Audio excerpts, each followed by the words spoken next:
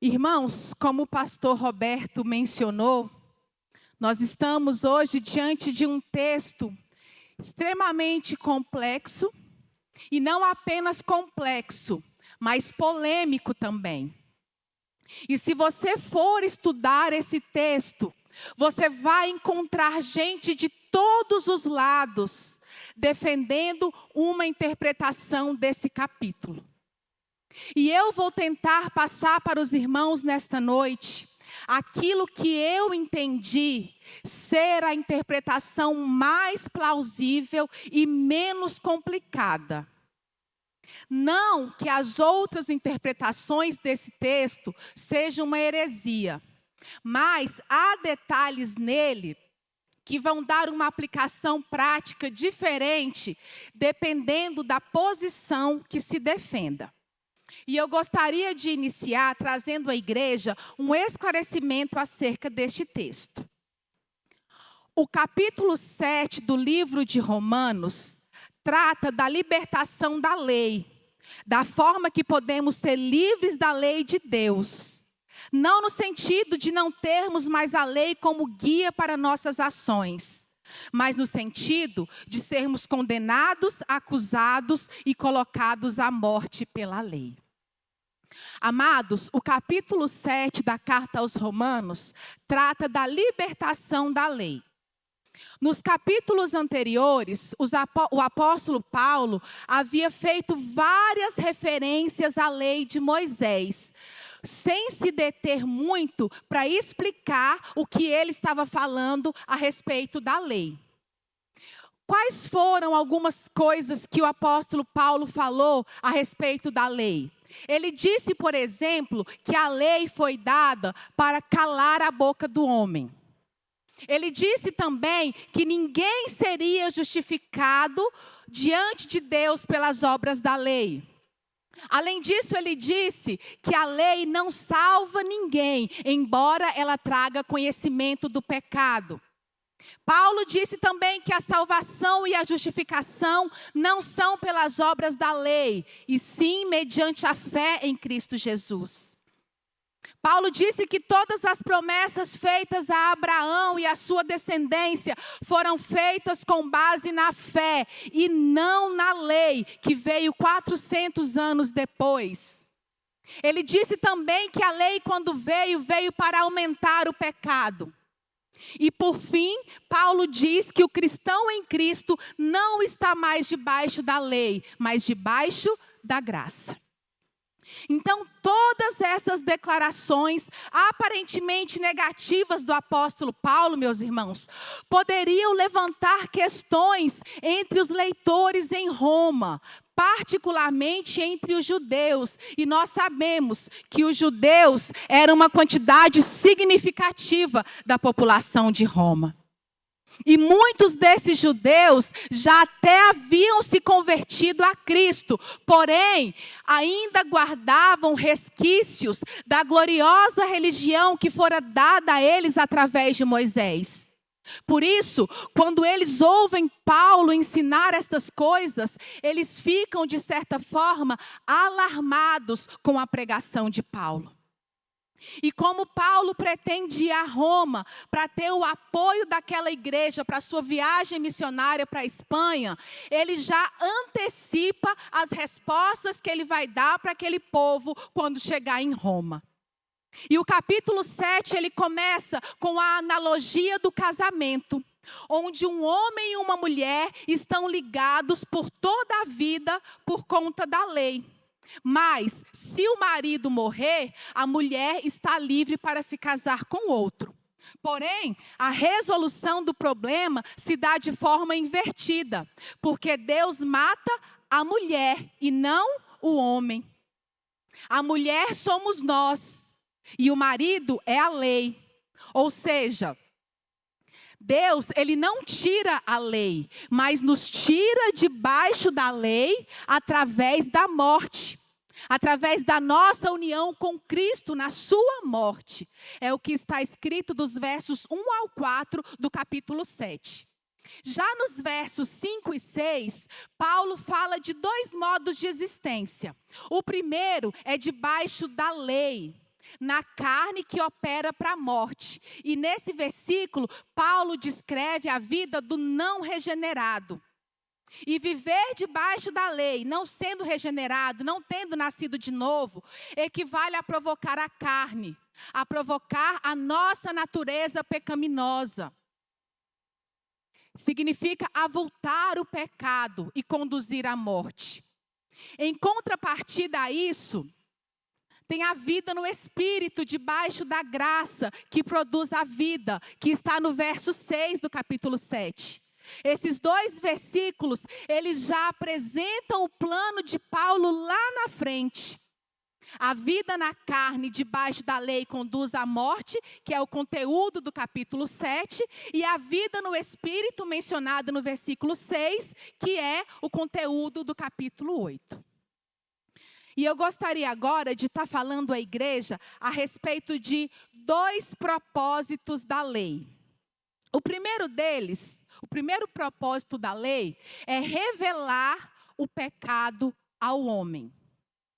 E eu trago 3 entendimentos necessários aí sobre a lei. Primeiro, a lei revela a nossa natureza pecaminosa.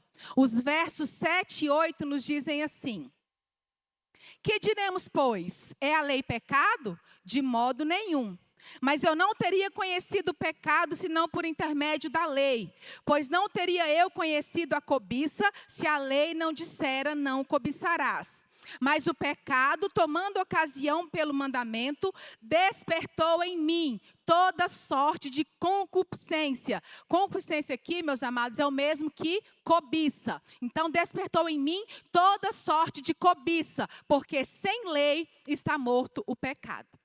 Então, Paulo está dizendo aqui, será que com tudo isso que eu falei até aqui, você pode concluir que a lei é pecado? E aí ele responde o quê? De modo nenhum. Eu não estou dizendo que a lei é pecado, diz Paulo. Esse não é o problema. O problema não é a lei, o problema somos nós. A lei, conforme está descrito no versículo 12, ela é santa, justa e boa. Mas o problema é que ela foi dada para pecadores. A lei, meus amados, ela expressa a vontade de Deus. E o que ela nos ensina de forma bem rápida: não farás para ti imagem de escultura, não terás outros deuses diante de mim, não tomarás o nome do Senhor teu Deus em vão, lembra-te do dia de descanso, não matarás, não adulterarás, honra teu pai e tua mãe, não dirás falso testemunho e não cobiçarás absolutamente nada do teu próximo. Então a lei, ela reflete a santa vontade de Deus. Por isso, o problema não é a lei. O problema é que ela foi dada para pecadores como vocês e como eu. Essa é a experiência que está sendo narrada aqui pelo apóstolo Paulo. É essa questão que ele está tratando aqui no capítulo 7. E algo que nos chama a atenção aqui nesse texto, meus amados, é que até o versículo 11, os verbos estão todos no passado. Vejam só, ele fala aí, despertou, reviveu, morri, me enganou e me matou. Então, todos os verbos que envolvem alguma atitude do homem para com o pecado ou para com a lei, estão no passado, indicando que Paulo estava se referindo a uma experiência anterior ao momento que ele estava vivendo. Não era algo que Paulo estava vivendo no momento em que ele escrevia a carta aos Romanos. Assim também, como não era algo que ele vivia o tempo todo. Era algo que estava no passado. E o verso 7 é uma referência ao 10º mandamento. E o 10º mandamento, meus amados, ele resume todos os demais. Por quê? O que é adultério, roubo, mau testemunho, assassinato, se não um tipo de cobiça? Você cobiça a mulher do seu próximo, você cobiça os bens do seu próximo, você cobiça a reputação do seu próximo, você cobiça o nome do seu próximo e você cobiça a autoridade do seu próximo. Então, a raiz de todos esses pecados está resumida no 10º mandamento: não cobiçarás. O que Paulo está dizendo aqui, é a lei pecado? Não. Ela não é pecado, mas eu só soube o que é a cobiça quando a lei disse: não cobiçarás. Ele não estava dizendo que Israel não conhecia o que era pecado enquanto eles viviam no Egito. Israel tinha consciência de que não deveria pegar o que era alheio. Mas depois que eles saíram do Egito, foi lá no Monte Sinai que veio por escrito dizendo àquele povo: não cobiçarás. Essa é a vontade de Deus. E se você cobiçar, você será condenado pela lei, e você será julgado como culpado, e você será condenado e devidamente castigado por isso. Então, a lei trouxe para aquele povo o pleno conhecimento do pecado, que eles não tinham quando estavam no Egito, e que veio quando eles receberam os 10 mandamentos através de Moisés. E depois da lei, o pecado aparece como sendo uma transgressão da vontade de Deus. E a cobiça, ela não é somente ruim, mas ela é uma transgressão da lei de Deus que nos coloca como pecadores. E mais do que isso, quando a lei fala não cobiçarás, ela reflete o mais profundo do meu coração. Aquele princípio mais perverso que está no meu coração, que é a minha natureza pecaminosa, que é posta em realce pela lei. E Paulo pergunta: a lei é pecado? Não. Mas eu não teria conhecido o pecado se não fosse por intermédio da lei. Porque eu não teria conhecido a cobiça. O que a cobiça significa, a sua gravidade, a sua seriedade, se a lei não dissera: não cobiçarás. A lei desperta o pecado, desperta a carne e desperta o desejo de fazer todas as coisas que a lei diz que não podem ser feitas. É quando ele diz que o mandamento desperta em mim toda sorte de concupiscências. No verso 8, desperta em mim toda sorte de cobiça.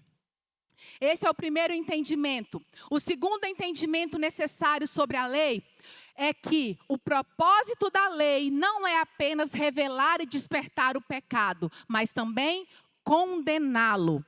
Os versos 9 a 11 nos diz assim: outrora sem a lei eu vivia, mas sobrevindo o preceito, reviveu o pecado e eu morri. E o mandamento que me fora para a vida, verifiquei que este se me tornou para a morte. Porque o pecado, prevalecendo-se do mandamento, pelo mesmo mandamento, me enganou e me matou.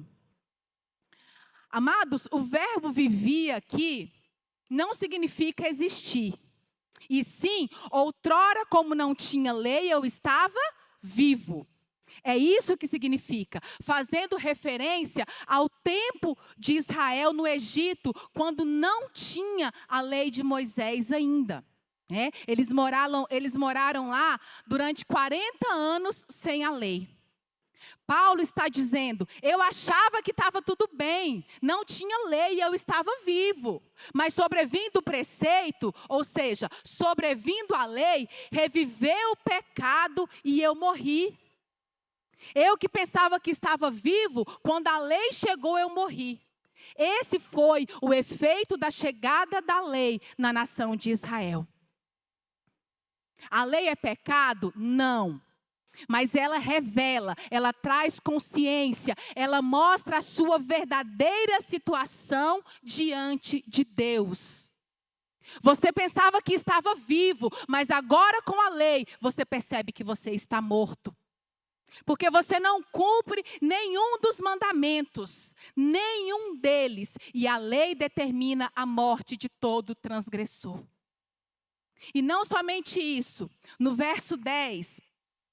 E o mandamento que me fora para a vida, verifiquei que este mesmo se me tornou para a morte. Olha aí a surpresa de Israel, meus amados. Lá no Monte Sinai, quando recebe o mandamento, há um momento quando Moisés desce e faz um pacto com aquele povo. E ele diz para aquele povo: essa é a lei do Senhor vosso Deus. Ele é o vosso Deus e sois o seu povo. E aí ele pergunta para aquele povo: vocês vão guardar esses mandamentos? O que é que o povo responde? Que iria guardar. Sim, nós vamos guardar os mandamentos. Então aquele povo recebeu os mandamentos como se fosse um caminho de vida. Quando na verdade nunca foi esse o plano. O plano de Deus era exatamente produzir esse efeito para que eles soubessem que eles precisavam de um Messias, que eles precisavam de um Salvador que ainda viria.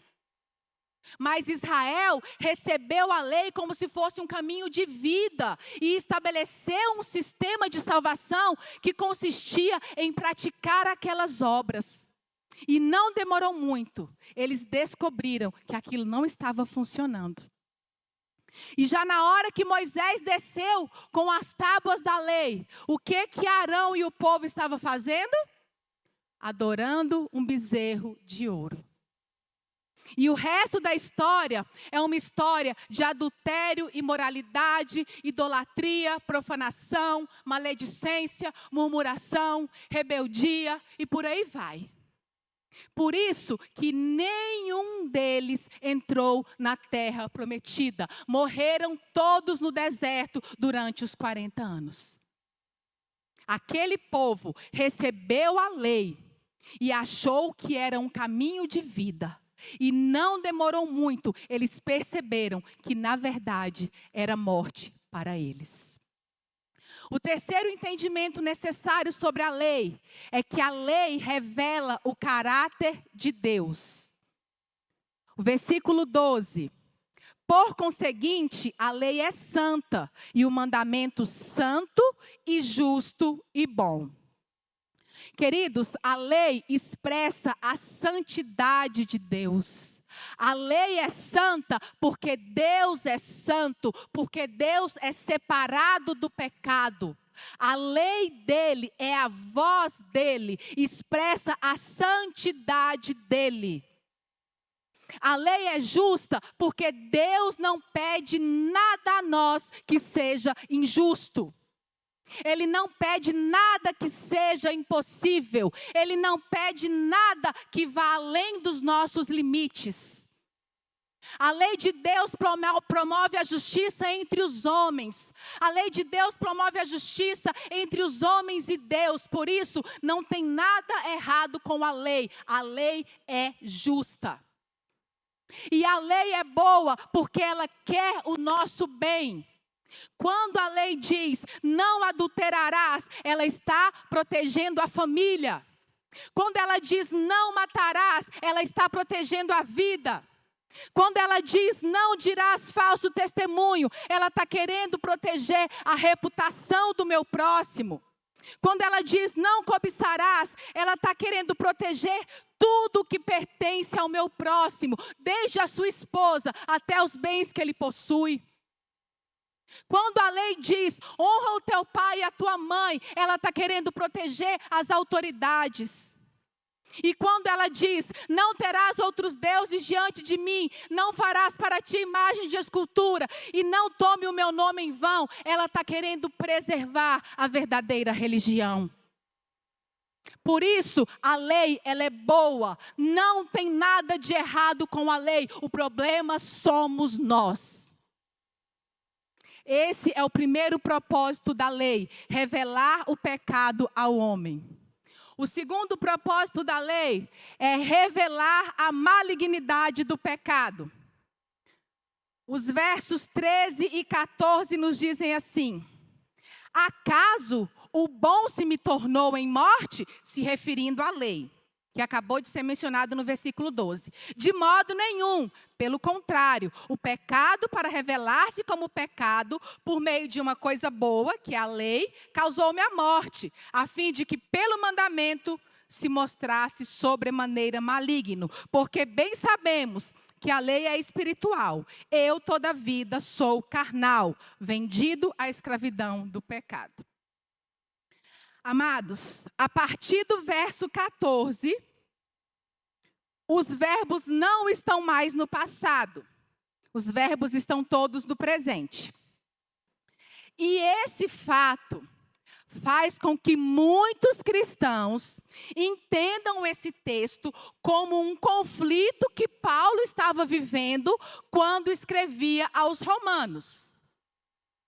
Ou existem crentes também que entendem esta passagem como uma experiência do crente na sua caminhada cristã. Amados, eu não estou dizendo que o crente não tenha conflitos. Nós temos conflitos sim. Porém, esta passagem não se trata de um conflito do cristão. Como, por exemplo, nós temos lá em Gálatas 5, quando o apóstolo Paulo fala do fruto do Espírito e das obras da carne. Esse sim é um conflito vivido pelo crente. Esses versículos, porém, que nós estamos estudando hoje, esse texto que nós estamos estudando hoje, não se refere a uma experiência do crente, do regenerado, daquela pessoa que passou pela experiência do novo nascimento. Por que que eu digo isso aos irmãos? Porque no final do capítulo 6, no verso 22, o apóstolo Paulo tinha acabado de nos dizer que nós fomos libertos do pecado e transformados em servos de Deus. Então, como que nós podemos dizer agora no capítulo 7 que nós somos escravos do pecado, como está no final do versículo 14? Há uma contradição ou não há? Há uma contradição aí.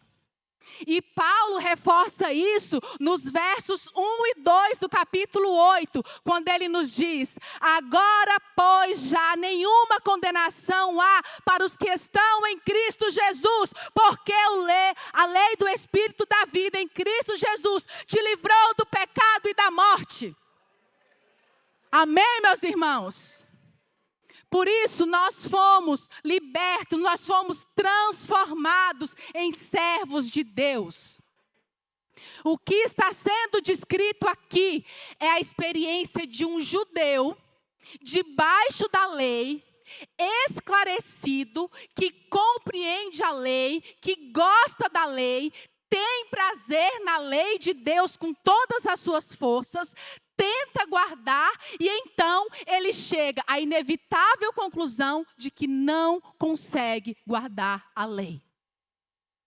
Portanto, meus amados, esses versos, eles descrevem o momento em que uma pessoa convencida do pecado, mas ainda não convertida, reconhece a sua condição de miserável e encontra em Jesus a solução para o livramento dessa condição de escravo do pecado.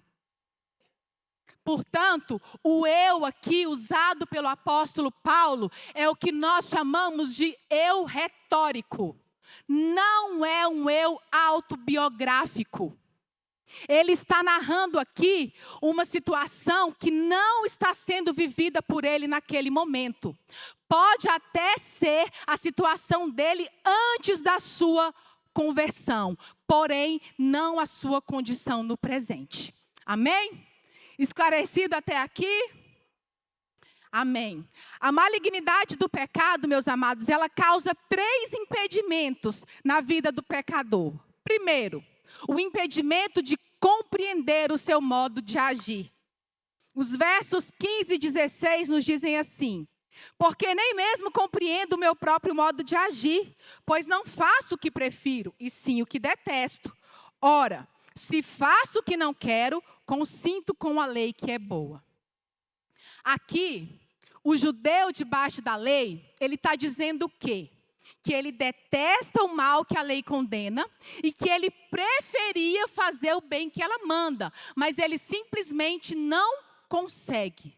Ou seja, ele não compreende o seu modo de agir, ele não faz o que ele prefere. Ele conhece a lei de Deus, ele tem conhecimento da vontade de Deus, prefere fazer o bem, porque o judeu, ele condenava todas as práticas pagãs, condenava a imoralidade, a idolatria, condenava a corrupção dos gentios e dos pagãos. Mas no fim do verso 15, ele fala que ele não faz o que ele prefere. É como se o judeu estivesse falando assim: eu sei que o adultério é pecado, mas eu não consigo deixar de adulterar. Eu não consigo parar de roubar, eu não consigo parar de mentir, eu não consigo parar de fazer aquilo que eu sei que é errado. Eu sei que está errado, eu prefiro fazer o bem, mas simplesmente eu não consigo obedecer à lei de Deus. Amados, essa pode ser a atitude de um cristão regenerado? Acredito que não, né? Então, essa seria uma confissão do judeu, reconhecendo que a lei é boa, mas por ele ser carnal, vendido à escravidão do pecado, ele prefere fazer o bem, mas ele não consegue fazê-lo. Eu não entendo o que eu faço, pois eu não faço o que eu gostaria de fazer. Pelo contrário, eu faço exatamente aquilo que eu odeio fazer. Então, essa é uma confissão de um judeu. O segundo impedimento causado pela malignidade do pecado é o impedimento de obedecer à lei de Deus. Aqui, amados, Paulo diz que a lei é boa, dos versos 17 a 21. Paulo diz que a lei é boa, que ele quer obedecer à lei, mas ele percebe que na carne dele não habita bem nenhum. Ou seja, ele não tem capacidade alguma para fazer o que a lei manda. E aí ele diz: quem faz isso já não sou eu, mas o pecado que habita em mim. Ele está dizendo aqui a razão pela qual ele nunca consegue fazer o bem que ele sabe que deve fazer. E a razão pela qual ele faz o mal que ele odeia e que não quer fazer. E aí ele diz o quê? Porque o pecado habita em mim. A expressão o pecado habita em mim não significa que o pecado é apenas um hospedeiro, não. Significa que ele tomou conta do coração, que ele controlou o homem como um todo. Porque ele quer fazer o bem, mas ele não consegue obedecer a Deus. Ele não tem poder para isso. No verso 18, porque eu sei que em mim, isto é, na minha carne, não habita bem nenhum, pois o querer o bem está em mim, não porém o efetuá-lo. Nós vemos aqui que a sua vontade e a sua capacidade estão enfraquecidas, estão amortecidas pelo pecado. Paulo relata que ele simplesmente não tem forças e nem vontade ou disposição, embora na sua mente ele sabe que aquele caminho é certo, mas ele não encontra em si a força necessária para fazer aquilo que a lei ordena. E nos versos 19 e 20... porque não faço o bem que prefiro, mas o mal que não quero, esse faço. Mas se eu faço o que não quero, já não sou eu quem o faz, e sim o pecado que habita em mim. Ele está dizendo aqui que ele prefere o bem que a lei manda, mas ele acaba fazendo somente o mal que a lei condena. Ou seja, ele reforça que ele prefere o bem, mas ele diz também que ele não consegue fazer. Ao contrário disso, ele faz exatamente o mal que a lei proíbe. Isso, meus amados, leva Paulo a concluir que dentro dele habita o mal que o domina, a ponto dele falar como se ele tivesse duas vontades, quando ele diz: já não sou eu quem faz, mas o pecado que habita em mim. Porque o querer o bem, querer fazer o bem, ele está dizendo, né, que ao querer fazer o bem, ele encontra a lei de que o mal reside nele. Ou seja, toda vez que eu tento fazer o que é certo, eu não consigo ir em frente, porque eu sou impedido por uma lei maior, por um poder maior que está no meu coração e que é maior do que o meu conhecimento. É o que ele chama da lei do pecado.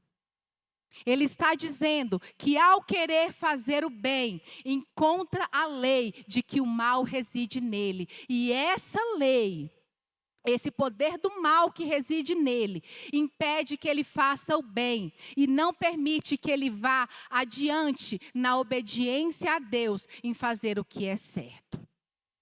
O terceiro e último impedimento causado pela malignidade do pecado é o impedimento de conhecer a Deus verdadeiramente. Amados, Paulo, ele está confessando aqui que internamente, no homem interior dele, ele conhece e gosta da lei. Ele está dizendo que ele tem prazer na lei. E nesta parte do texto, ele está se referindo a algo que ele já tinha falado lá no capítulo 2, nos versos 17 e 18, que nos diz assim: se porém tu, que tens por sobrenome judeu, e repousas na lei, e te glorias em Deus, que conheces a sua vontade, e aprovas as coisas excelentes, sendo instruído na lei. O judeu, meus amados, ele tinha recebido a lei, ele sabia que a lei tinha vindo da parte de Deus, e por isso ele descansava na lei. Ou seja, ele achava que ele estava garantido. Ele achava que podia estar tranquilo, porque Deus havia dado a lei a eles. É quando Paulo diz, te glorias em Deus. Os judeus, eles se gloriavam em ter o conhecimento do único Deus verdadeiro, porque Deus não havia se revelado a nenhuma outra nação que não fosse a nação de Israel, através da lei de Moisés. Então, os judeus, eles conheciam a vontade de Deus. Eles tinham recebido os 10 mandamentos. E eles sabiam que Deus não gostava de adultério, de prostituição, de mentira, de roubo. Enfim, eles tinham o conhecimento da lei de Deus. E o verso 18 ainda do capítulo 2, diz que os judeus não somente conhecem a lei de Deus, como aprovam as coisas excelentes que são as coisas da lei de Deus. Ele tinha conhecimento, ele preferia a lei, ele optava pela lei, porque ele sabia que a lei vinha de Deus. E o verso 19 ainda do capítulo 2 diz assim, que estais persuadido que és guias dos cegos, luz do que se encontram em trevas. Ou seja, ele conhecia a verdade que não havia sido dada a mais ninguém. Os outros povos se encontravam em trevas, mas o judeu tinha a luz da lei e a luz da verdade. E no verso 20, ainda do capítulo 2, ele diz assim, instrutor de ignorantes, mestre de crianças, tendo na lei a forma da sabedoria e da verdade. Paulo aqui não está se referindo ao judeu convertido. Ele está falando da nação de Israel como um todo. E no meio deles havia centenas e centenas de judeus que ainda não eram convertidos. Então, Israel recebeu a lei de Deus, gostava da lei de Deus, tinha prazer na lei e reconhecia que ela era santa e verdadeira. Mas veja o que Paulo diz, antecipando Romanos 7, nos versos 21 e 22 do capítulo 2. Tu, porém, que ensinas a outrem, não te ensinas a ti mesmo? Tu que pregas que não deve furtar, furtas? Dizes que não deve cometer adultério e o cometes? Abomina os ídolos e lhes roubas os templos?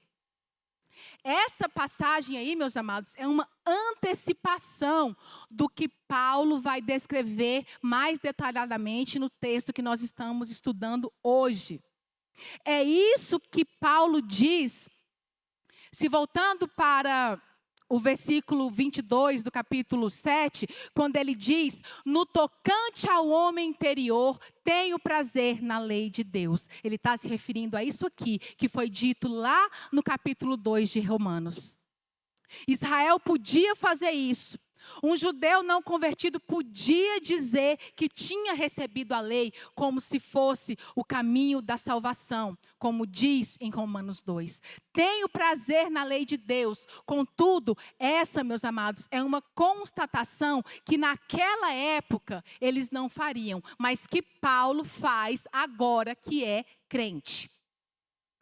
E voltando agora lá para o capítulo 7, o verso 23, mais uma vez, ressalta a contradição com o que está escrito em Romanos 6, quando afirma que nós somos libertos da escravidão da lei e do domínio do pecado. Aqui no verso 23 do capítulo 7, esse homem que é prisioneiro do pecado, ele é um escravo, ou seja, ele não foi liberto, ele não se tornou um servo de Deus. Ele sabe na sua mente, na sua consciência, que a lei é verdade, que a palavra de Deus está correta, mas o bem que ele deseja fazer, ele não consegue fazer. E na parte B do versículo 25, Paulo diz assim: de maneira que eu, de mim mesmo, com a mente, sou escravo da lei de Deus, mas segundo a carne, da lei do pecado.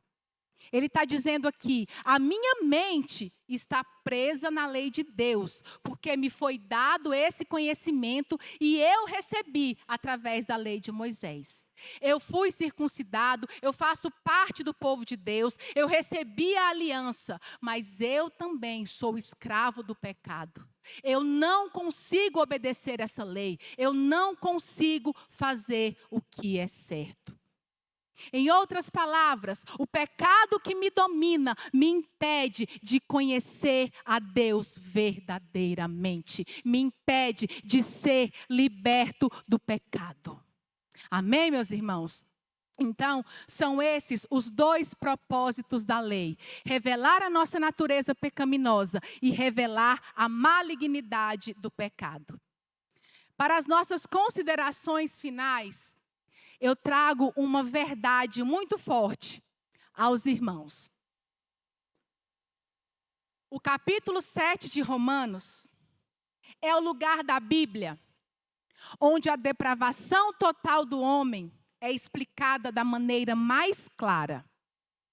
Não há, talvez, na Bíblia, um outro capítulo onde a corrupção do nosso coração, o poder do pecado e a nossa impotência de obedecer a Deus fique tão claramente descritos. Amados, que todos nós nessa noite possamos compreender a seriedade dessa mensagem. Nós não somos somente pecadores, mas nós estamos debaixo da lei que nos condena, da lei que nos subjuga, que nos enquadra como pecadores indignos e pronuncia a nossa sentença. Você jamais poderá ser aceito por Deus com base nas suas obras.